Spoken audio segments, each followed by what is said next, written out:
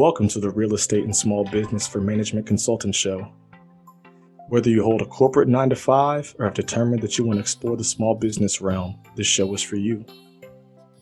Christian Carrillo talks to entrepreneurs and experts in the real estate and small business realms to discover what they do, why they do it, and how they do it to help show you the art of the possible.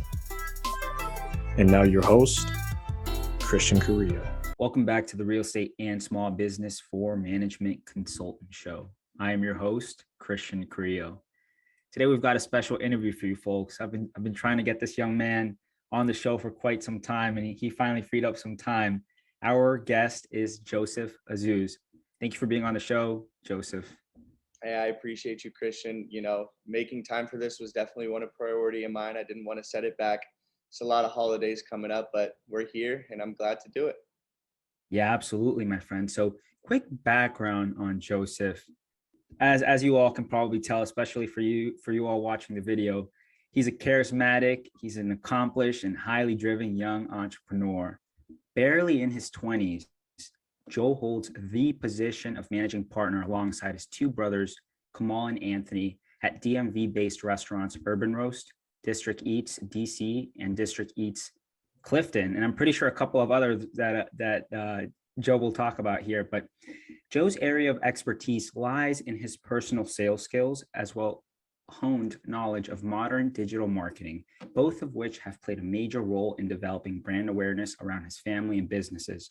So for folks in the DMV area, I'm sure you all have seen the reels of Urban Roast. They've been amazing. They've gotten great traction, and definitely kudos to my friend Joseph for the work there, because it's truly amazing. I had the pleasure of visiting Urban Roast this past week.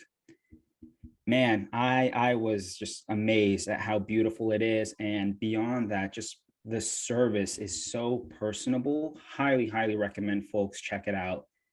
Really fell in love with the place and will definitely be going back. Again, Joseph, welcome to the show. We're grateful for your time.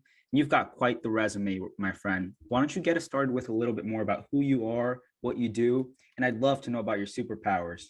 Yeah, man. So again, thank you for having me. It's always been a goal of mine to get on a podcast, especially something of your standard. And just give you a little rundown of myself. I am 23 years old. I opened up this business with my two brothers and right when COVID hit, so June 1st of 2020. And we didn't know what to expect. I'll say that. It was definitely a rough slope to begin with. The DC was dead. I mean, anybody who's been in DC, worked in DC, or just even goes out to DC, they know how busy and electric it is. So to experience the beginning of COVID happen, it was definitely life-changing in bad ways, but also good. It did shape Urban Roast to be what it is today. And it also shaped, my mentality, my partner's mentality, and just the business in general, and the direction we're heading in the future businesses as well. I love that. And quite a couple of things to unpack there, right? You opened mid-pandemic, you're 23 years old, right? These are your first couple of business ventures. So I'm sure it was a lot of navigating. Why don't you take us maybe through that, right? I know when we connected this past weekend, you talked a little bit about the initial vision of Urban Roast, right? And how it sort of transformed over a couple of months. I'd love to hear the story behind that. Yeah, so believe it or not, Urban Roast, I mean, you hear the name, you think of a coffee shop, because initially that's what it was. We were a grab and go coffee shop, in and out, 6 a.m., close at 7 p.m. We had fridges and heaters in the front where you can grab and go sandwiches. We had the yogurt parfaits. I mean, all that traditional coffee shop stuff. Then again, COVID hit. So, we were really targeting businessmen, businesswomen, tourists on the street. We have adjacent across the street from us is the Martin Luther King Library. So that was a big scope of how we were going to attend our business to the public. The Martin Luther King Library was delayed over 2 years. Businessmen and women started working from home, and quite frankly still are. Capital One Arena, another big asset of us, was closed up. So the Capitals and the Wizards home games were not there. So we're put in this position where you're a grab and go coffee place and no one's around to grab and go, so we really had to alter who we were and kind of make our place a destination place where anybody coming on that street is coming to Urban Roast. So it all started last Christmas of 2021, I believe, end of 2020. Me and my brothers, we grew up in the suburbs. We have huge Christmas spirit. We've always been about the decorations, all the Santa movies, all that stuff. And we were in DC, and the city was just, there's no Christmas spirit. You know, it didn't feel like we were headed to Christmas. So we just decided to decorate our restaurant for our sake. And we partnered up with a couple marketing people through TikTok, Instagram, such as DC Spot. Alex, that's our guy. He comes by all the time. He's a good customer of ours as well as friend. But we set up for the first Christmas decorations, not knowing what we would be hit with. When we went viral on TikTok, got over 250,000 views on the first video. Our phones were blowing up, man. And people were asking, do we have steak? Do we have scallops? Do we have this? Do we have that? And keep in mind, we were still transitioning to be what we are today. So the menu was completely different. We didn't have 70 cocktails, you know? So we're getting sold out for people that are expecting this Christmas restaurant bar. And we're trying to tell them it's a cafe bar, but we transitioned it into that cocktail lounge, restaurant, upper scale, stuff like that. So all of that played a big role in it, man. That's amazing. And I definitely want to dive into that a little bit more, right? Yeah. Because your brothers and yourself, you all went into this specific business venture with a business model in mind, right? I'm sure you all had the vision, hey, we're going to put the tables here, make sure we use this type of light fixture over here. But then you talk about having to pivot quickly, right? What was that process like for you all? How did you all navigate that? You know, like you said, we pivoted very quickly. This was my first business venture. My older brothers have a little bit more experience in that field. So pivoting quickly in this business, like I said, when doing it during COVID, it wasn't as hard because we had the time and we had the chance to pretty much get things right throughout, you know, focus on what our customers want and be able to shift the dining area, the food concept, the drink concept, everything coming into it. So there were definitely a lot of changes made, huge changes that would be made within 24 hours. For example, when we first opened, our kitchen was probably the size of the room I'm in now. We had to triple that size. And me and my brothers on Christmas Eve night, we stayed here and we helped the contractors build it out and get that ready because we knew we were going to be sold out the day after. So things like that happen. I mean, they happen overnight, man. And one thing that I would suggest is when you do make a decision, you go all out on it. Because if you don't go all out on it, who knows what can happen. Yeah, I love that, right? And it sort of shows how much you believed in the idea. And it kind of, you hit the nail on the head there, right? You sort of hinted at having a why, right? When you decide on something, going all in. Yeah.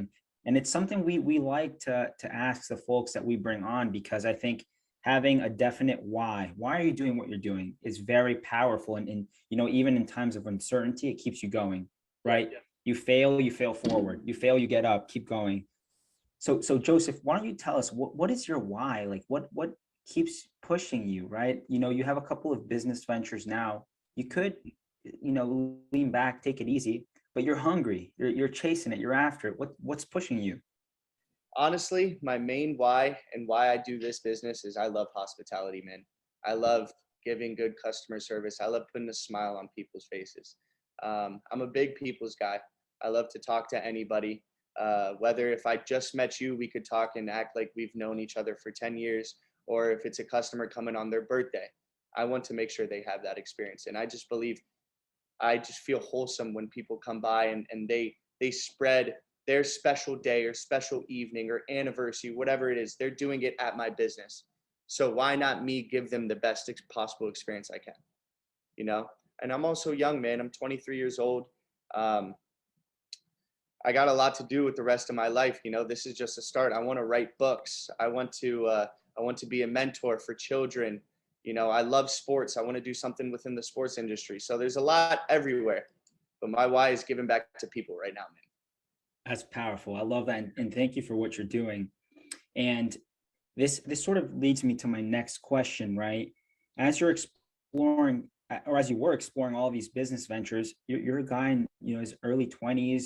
You're trying to finish up school. You're volunteering in the community. You have business partners. You have family and loved ones.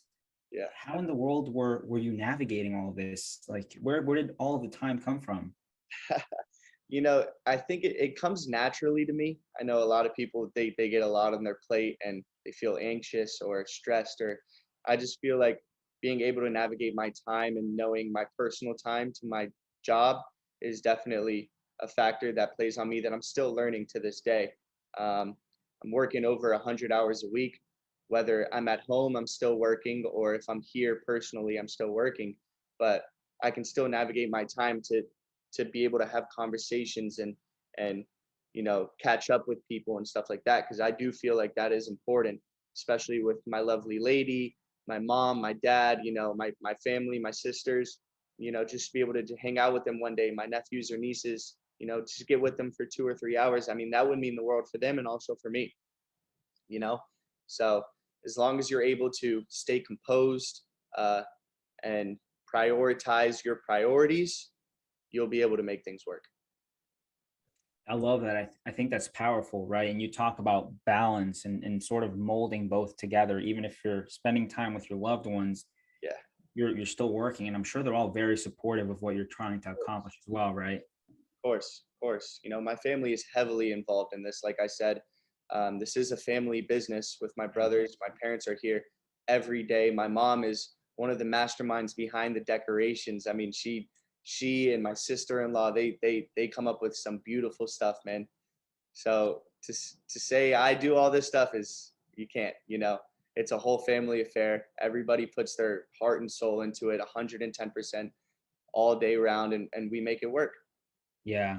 That's so powerful, Joseph. And I was going to ask you a little bit about partnerships and individuals that help you.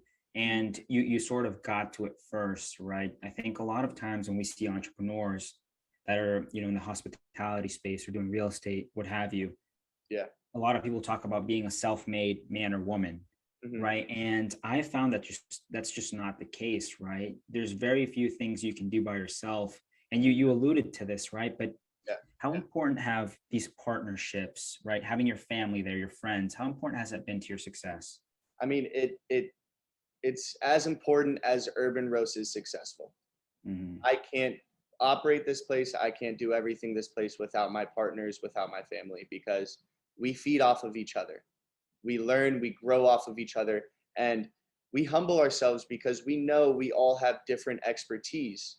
So we know what we're good at and what we can hand off to someone else. I know that I'm very good at marketing. I'm very good at the hospitality service. While my brother has been an operating guru for the past 15 years of his life. We have different expertise, and we use our expertise towards the business because we put our business first and our egos last. Wow. I think that might be the first time I've heard that. Business first, ego last. Yeah, That's man. I love that. And you've got this background in business, marketing very well, right? So I want to talk a little bit about marketing because I think Sure.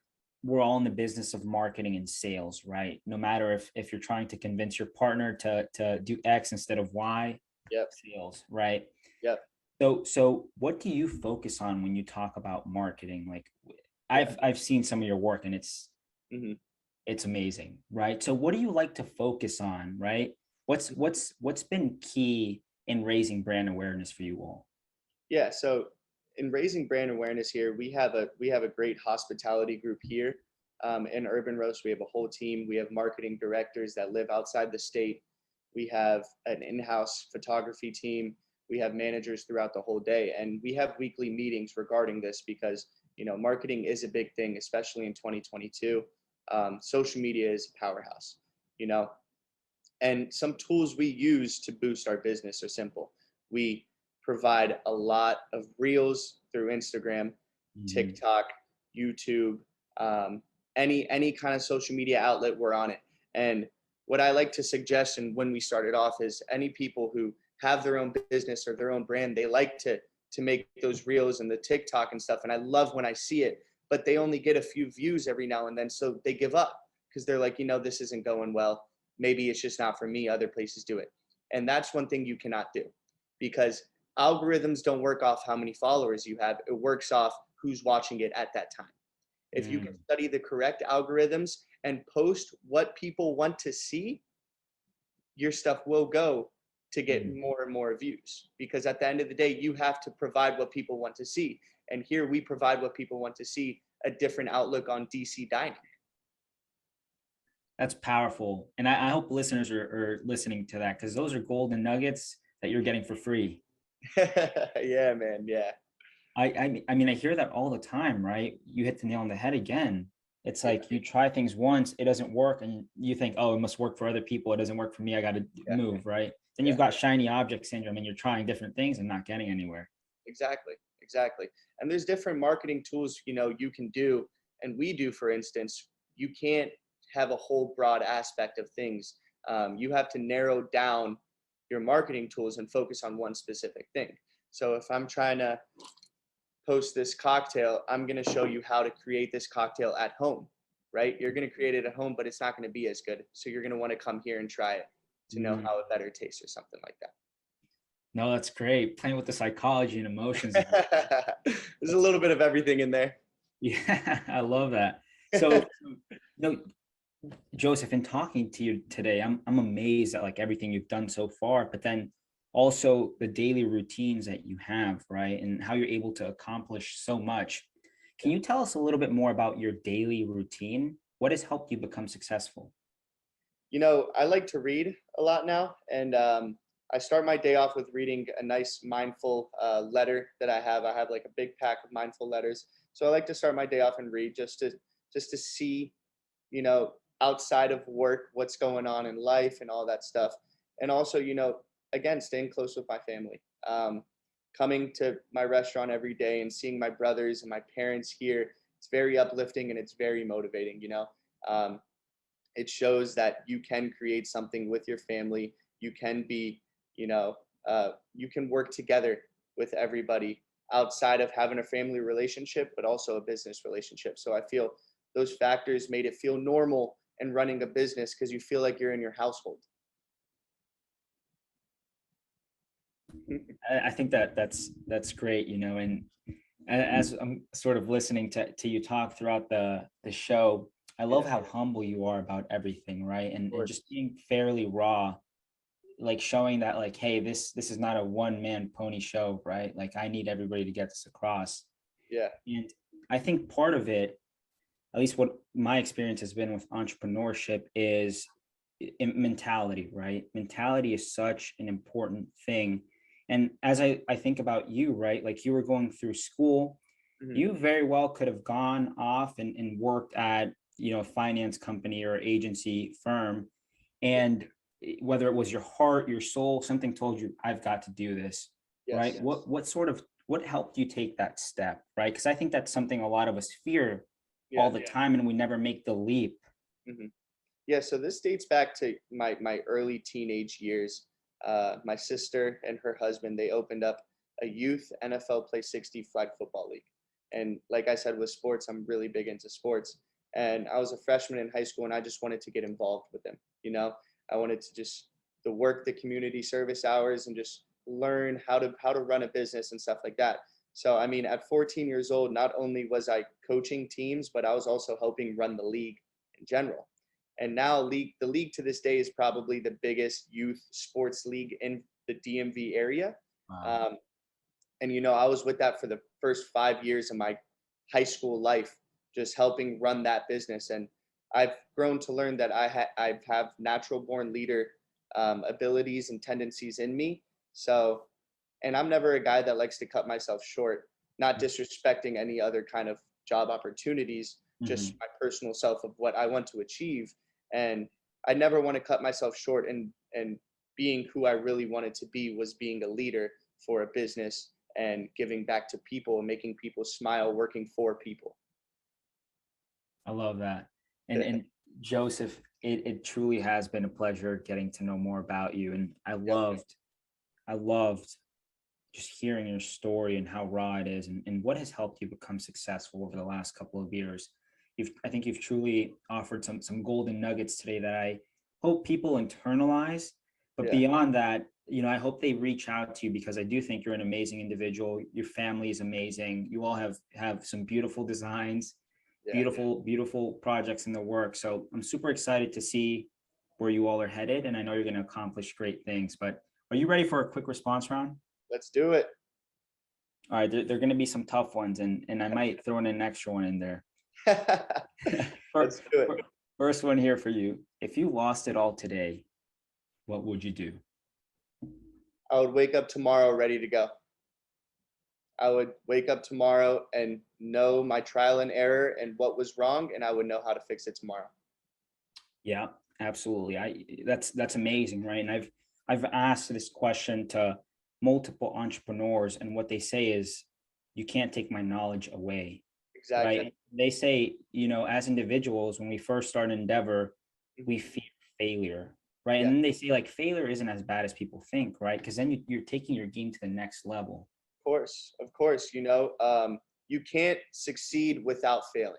You can't learn how to operate a multi-million-dollar business, a franchise, a big chain without failing, because you'll never know what's going to happen. Wow. That's Failing amazing. is the key to success. Yeah, that's amazing, and it reminds me of what one of my mentors says. It's either I win or I learn. Yeah, He hates saying the word failure. So exactly. I think that's powerful. And again, listeners, I hope you're picking this up, right? Sir Isaac Newton says, if I can see far, it is because I have stood on the shoulders of giants. So you're learning from folks that are in the game and telling you to keep going no matter what you're going through. Yep. All right, Joseph, going forward, what do you have planned in your businesses and why? We're venturing out to other states. My brothers and I have been looking in the Florida area, whether it's Miami or Tampa. We're narrowing those two down. And we're trying to build a bigger cocktail bar. And this experience is going to be, breathtaking. We're doing cocktails where they're going to be prepared tableside. We're going to have charcuterie boards that are sliced by the butcher right in front of you. And the music will be eclectic. Everything will be top notch. And that's something that we want to travel to other states and see the world as well, and be able to live in other areas in the warm weather next to the beach, Yeah, I love that. I think that's, I'm excited to see it. And I love Miami. So Yeah, man.